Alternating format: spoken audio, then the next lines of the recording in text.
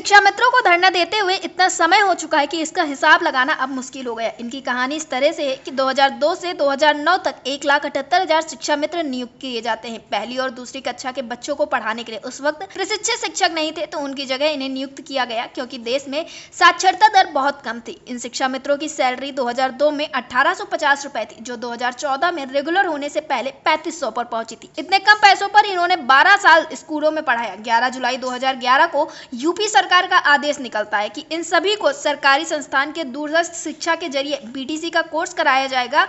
जब इनकी नियुक्ति हुई थी तब बहुत से इंटर पास थे, मगर ज्यादातर ने बीए की डिग्री हासिल कर ली और बीटीसी का भी सर्टिफिकेट मिल चुका था। 1 अगस्त 2014 से इन्हें करीब 40,000 वेतन मिलता है। मामला हाई कोर्ट में जाता है जहां से इनका रेगुलर होना रद्द हो जाता है। सुप्रीम कोर्ट जाते हैं, वहां लंबी सुनवाई के बाद 25 जुलाई 2017 को केस हार जाते हैं। सरकार कहती है कि इनकी समस्या का समाधान हम अगले 1 साल में निकाल देंगे, लेकिन अब लगभग 8 साल बीत चुके, लेकिन इन शिक्षा मित्रों की कोई सुनवाई नहीं हो रही। लगातार शिक्षा मित्र अधिकारियों से मिल रहे हैं, मंत्रियों से मुलाकात कर रहे हैं, लेकिन कोई भी इनकी समस्या का हल नहीं कर रहा है। बस सभी महज आश्वासन पे आश्वासन दे रहे हैं। और इसके बाद शिक्षा मित्रों ने 5 सितंबर को धरना प्रदर्शन भी किया, लेकिन फिर उन्हें एक बार आश्वासन ही मिला। इसके बाद से अब मुख्यमंत्री योगी आदित्यनाथ ने फिलहाल संविदा कर्मचारियों के लिए ऐसा बोल दिया कि उनके लिए कोई जल्द ही सकारात्मक निर्णय निकाला जाएगा, लेकिन अब वो निर्णय क्या होगा ये देखना काफी दिलचस्प होगा। और इस विषय पर अटल टीवी की टीम ने आदर्श शिक्षक शिक्षा मित्र वेलफेयर एसोसिएशन के प्रदेश महामंत्री उमेश पांडे से टेलीफोनिक वार्ता की। उन्होंने क्या कुछ कहा, आप भी सुनिए।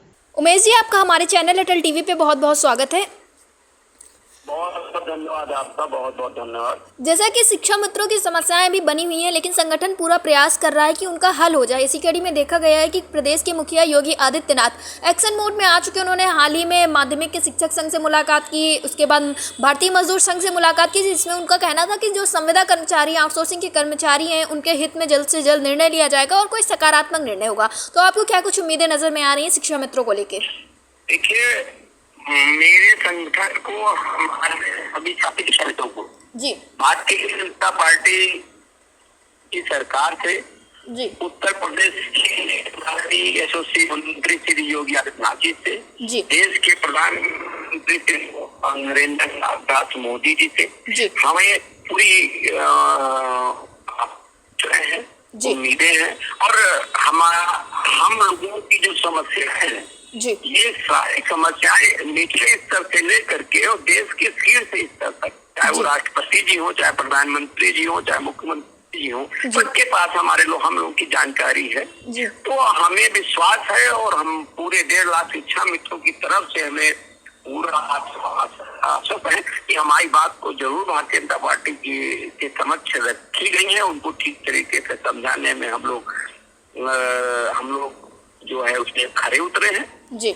और जल्द ही हम लोगों का निर्णय होगा और अच्छा होगा और हम लोगों के घर में भी खुशियां आएंगी। जी उमेश जी, आपने बिल्कुल ठीक कहा, लेकिन अगर हम बात करें आम शिक्षा मित्रों की तो सोशल मीडिया हो या फिर व्हाट्सएप ग्रुप्स हो, सब कहीं आम शिक्षा मित्र तरह तरह की बातें करते हुए नजर आते हैं। अक्सर उनका ये कहना होता है कि अब कुछ नहीं होगा शिक्षा मित्रों का।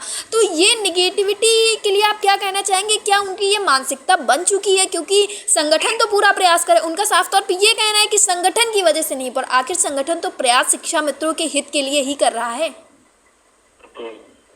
देखिए, कहीं तक वो की बात थी है जी। अब शिक्षा मित्र का जो जीवन है जी, सबकी उम्र लगभग 40 प्लस हो गई है जी। लगभग 7 वर्ष और 8 वर्ष से शिक्षा मित्र को सिर्फ उम्मीद ही मिली है जी, आश्वासन मिला है जी।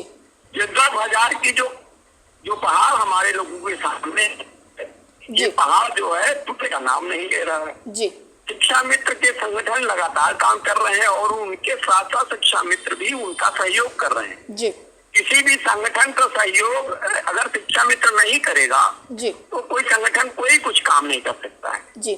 संगठन भी खरा नहीं उतरा है जी। जो शिक्षा मित्र, मैं भी एक संगठन का बहुत जिम्मेदार पदाधिकारी होने के नाते मैं बता रहा हूँ, मैंने प्रयास किया है, लोगों को पता है मैंने प्रयास किया है, लेकिन प्रयास का फल हम जो उनको चाहिए वो हम देने में नाकाम रहे हैं। तो इस वजह से उन सभी शिक्षा मित्र साथियों में निराशा है, जो ठीक है, जायज है। लेकिन मैं उन सभी शिक्षा मित्र साथियों से निवेदन करता हूँ, उनको आश्वस्त करता हूँ, उनका मुखिया होने के नाते, उनका भाई होने के नाते, उनका एक साथी होने के नाते, मैं कभी नेता नहीं बनूं, ना मैं नेता बनना भी चाहता हूँ। मैं एक सेवक हूँ और मुझे भी आवश्यकता है, क्योंकि मैं भी शिक्षा मित्र हूँ। मैं महामंत्री बाद में हूँ, पहले शिक्षा मित्र हूँ और मुझे भी आवश्यकता है। मेरा भी चार लोगों का परिवार है, हमको भी दिक्कत हो रही है। तो मैं उनको आश्वस्त करना चाहता हूँ कि कुछ दिन, कुछ महीने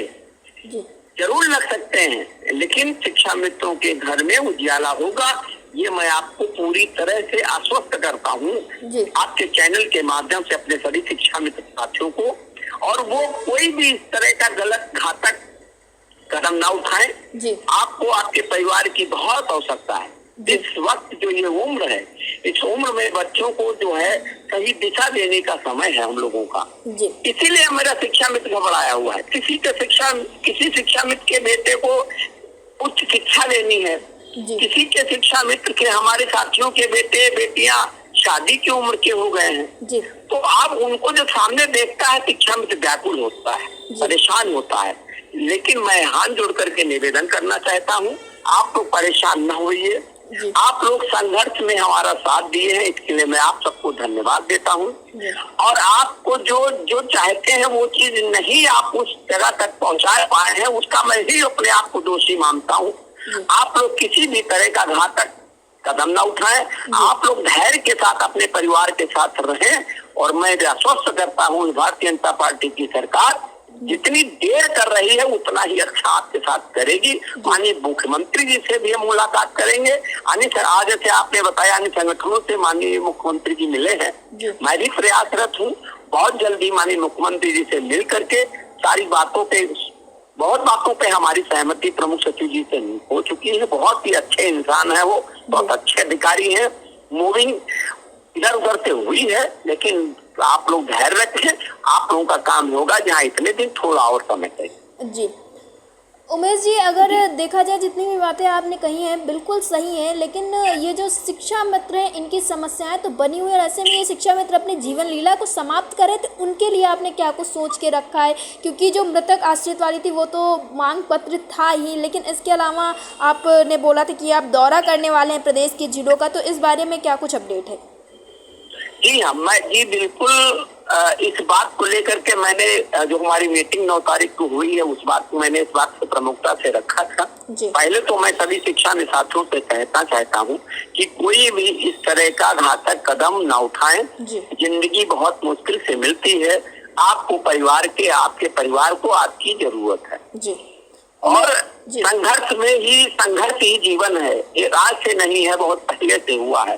अगर हमारे देश के जो हमारे स्वतंत्रता संग्राम सेनानी थे, उन लोगों ने कितना कष्ट झेला और कष्ट झेलने के बाद देश को आजाद कराया। अगर वो लोग व्याकुल हो गए होते तो आज देश आजाद नहीं होता।